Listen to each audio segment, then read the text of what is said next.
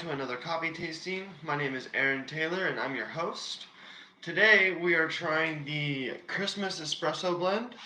The Christmas Espresso blend is going to be a blend of three different coffees, and this is like an exceptional cup of coffee for anyone who likes that dark, roasty espresso flavor. And so there's three different coffees in this particular roast. So we have Aged Sumatra, and then we have sun-dried Ethiopia, and then Costa Rica Alsacia. And so with these three particular blends of coffee, we're going to get a lot of those earthy herbal spice notes from the Sumatra, and then we're going to get a lot of those bright acidic notes from the sun-dried Ethiopia, and then we're going to get a nice balanced flavor from the Costa Rica Alsacia with those nutty and caramely notes. Um, and so we are brewing this coffee two different ways, like we did last week. So we're doing it on the classic pour over, and then we're also doing it on the coffee press. And the reason why I like to brew the coffee two different ways for my coffee tastings is that way we can explore different tasting notes that you get from the same coffee, but from different brew methods. Because a lot of people like to ask, like, what's the best way to brew coffee?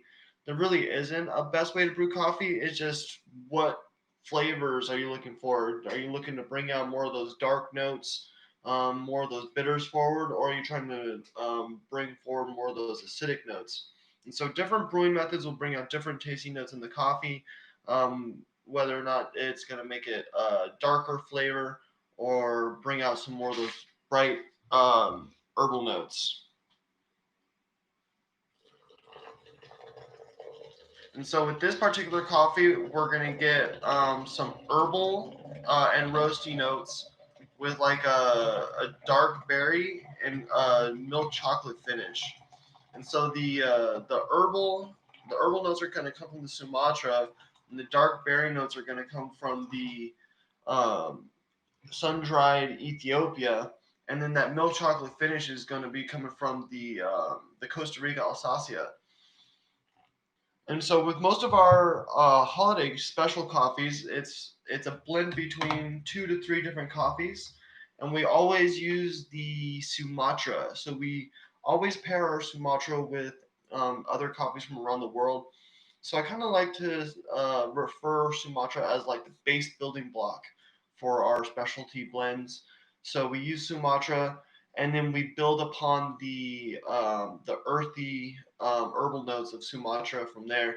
And so we like for this particular blend, we're gonna build upon those herbal notes by bringing out some of the bright acidic notes from the sun-dried Ethiopia, and then the caramely and milk chocolate finish that you kind of get from the Costa Rica coffee is kind of going to build on the earthy notes. And so I feel like we're going to see a pretty well-rounded cup of coffee, just because we've got some Latin America to balance out the acidity, and then we have some of the African coffee to kind of bring out some of the acidity. So we're kind of like fighting on both sides. And then it's interesting having the sun-dried Ethiopia because it's kind of like having opposite spectrums. You know, you have that super bright acidic flavor, especially when you sun dry a coffee, because you're turning the cherry of the coffee into like a raisin. So a lot of that acidity is going to be absorbed into the bean. You're going to get a lot of that bright acidic flavor that the cherry has, and so that's why a lot of sun dried coffee are very acidic and bright in flavor. Um, so we're going to see a lot of that come forward. But then with the Latin American coffee, we're going to see some more of those caramely milk chocolate notes. And so with that blend, we're going to see kind of like a balance out. And we're going to see. And then I'm expecting we're going to see a lot more of the acidic flavors come out in the pour over, because a lot more of those darker notes that you get from the Sumatra are going to be captured from the paper filter. All right, so let's go ahead and get this pour over started brewing.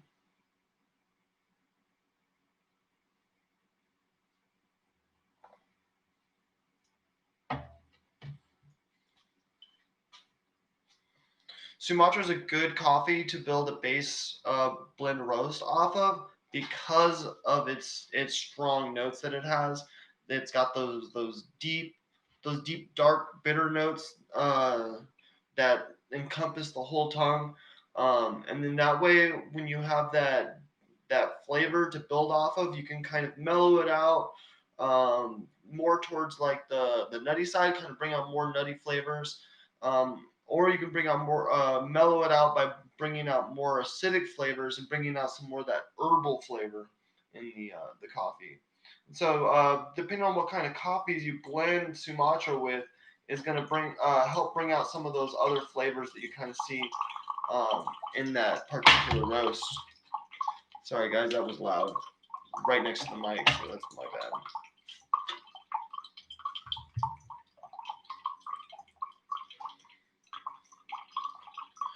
So normally when I purchase coffee and drink coffee, I kind of tend to stay away from the Sumatra because it's a little bit too dark for my flavor.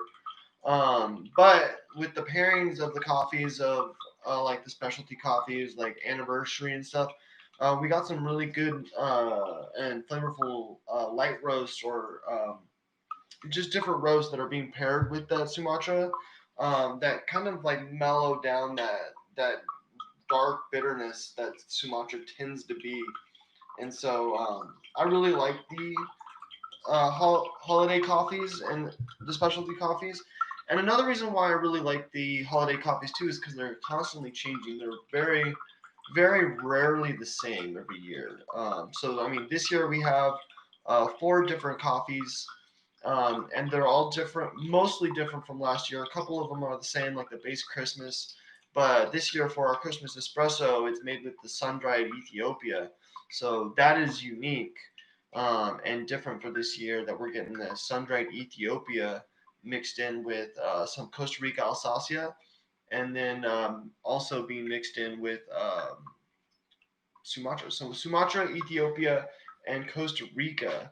And so each of them have a really cool story. With Costa Rica being all about like coffee science and combating global warming and the rust disease that is impacting a lot of the farmers. And then the Ethiopia is awesome because it's all about the history of coffee and the origin and first documentation of the discovery of coffee. So Ethiopia is like the birthplace of coffee.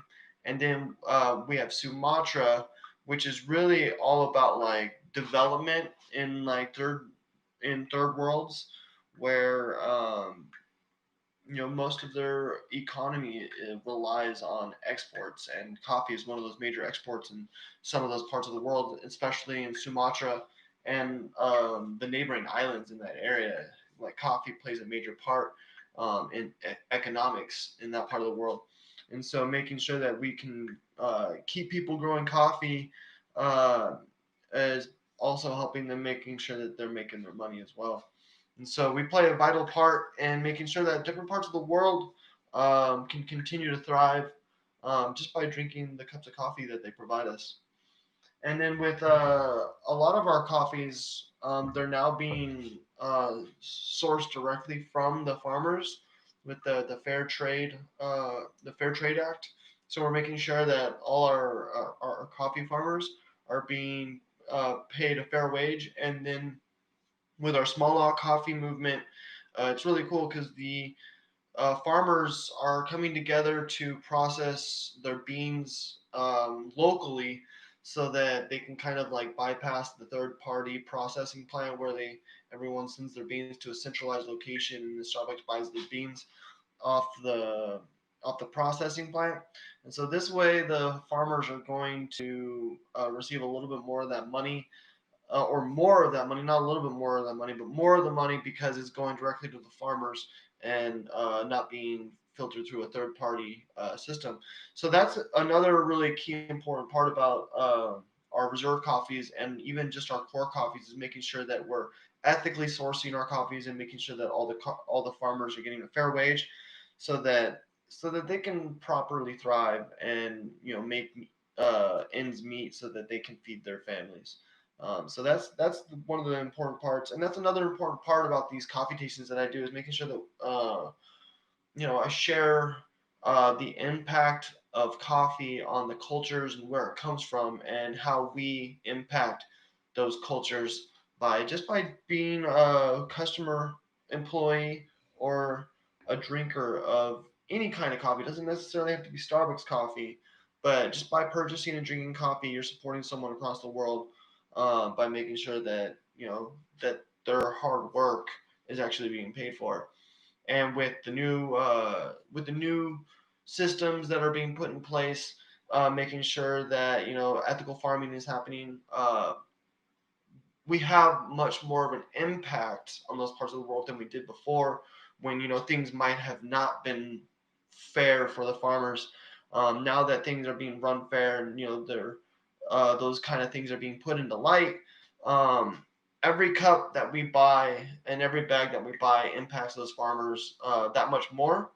And so I can't express how important it is that we share the story of that we are helping people around the world just by drinking coffee and exploring the world through it. And so that's why these coffee tastings are important.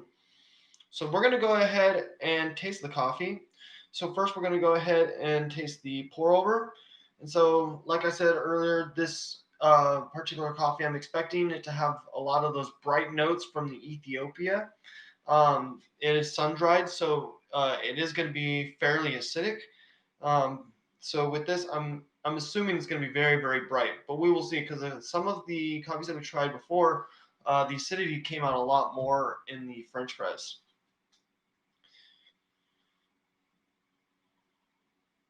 So when I smell the coffee, the first thing that I'm getting is like almost like a caramelly syrupiness smell. So we're getting some of that Latin American coffee coming through.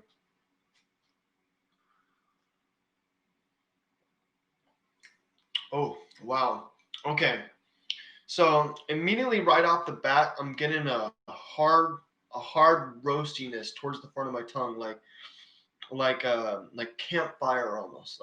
It's very very roasty, and then you get immediately after you get hit with that roastiness, you get that bright acidicness on the sides of your tongue. And then now that the coffee's kind of washed away, I'm left with a little bit of acidicness on the sides of my tongue, with a little bit of dry floraliness, almost like as if I put like a petal, a flower petal on the back of my tongue, and it's just like absorbed all the moisture. So it's got like that florally flavor and leaves my palate a little dry in the back. Wow, that is that is really really dark.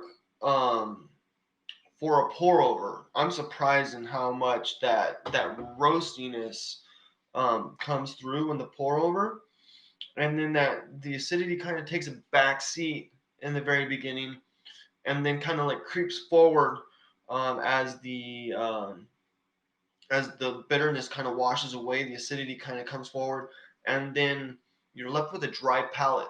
So this one you're definitely going to want to pair with something savory. That's for sure. Especially if you're going to do a pour over, because you want to combat that dryness that it leaves behind. Okay, and so now this is the coffee press, and we're going to taste the notes that are going to be vastly different. This one, I'm going to assume a lot more of that smokiness is going to come through. The acidity is going to take more of a back seat. I'm assuming, but we will find out, because for some of the other coffees, the French press, the acidity really came forward. So I can tell you right off the bat, smelling the French press coffee, I am getting a lot more of those acidic notes just from the scent of the coffee. So let's go ahead and taste this coffee and see how much it varies versus the pour over.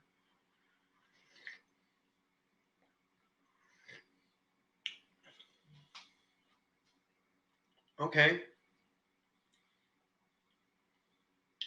so that is very interesting. So I am getting a lot more of the caramel flavor is the caramely sweetness of the Costa Rica Alsacia is really coming forward in the French press.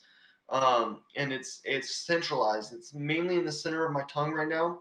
There is a little bit of acidicness, more acidicness than what I was tasting in the pour over, but I think it's more of the bitterness is taking less of a front seat in the French press, allowing the acidity to come out a little bit more because it isn't really more acidic than the pour over. It's just not as bitter, so you taste the acidity more. So I'd say the acidity is the same, but not covered up from the bitterness. So you get like that the caramely sweetness with the bright acidity, and then you're left over with that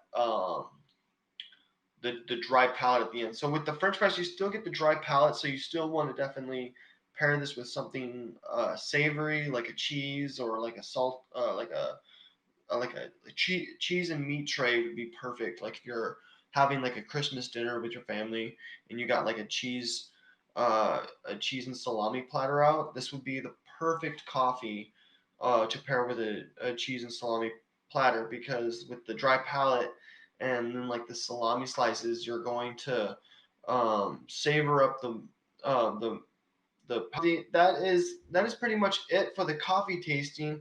But I do want to share a little bit on the Ethiopia coffee, and then the Alsacia coffee. We will get a little bit more into the Ethiopia in the near future because we do have an Ethiopia coffee coming out next month that kind of highlights the history and the beginning of coffee. And that's why I want to talk about the Ethiopia coffee is because Ethiopia is the birthplace of coffee, the first documented discovery of coffee. Aldi, a goat herder, had noticed his goats getting um, elated from eating these cherries, and so he tried the cherries himself, and got a caffeine rush, and so thus the first documented discovery of the coffee bean and the coffee cherry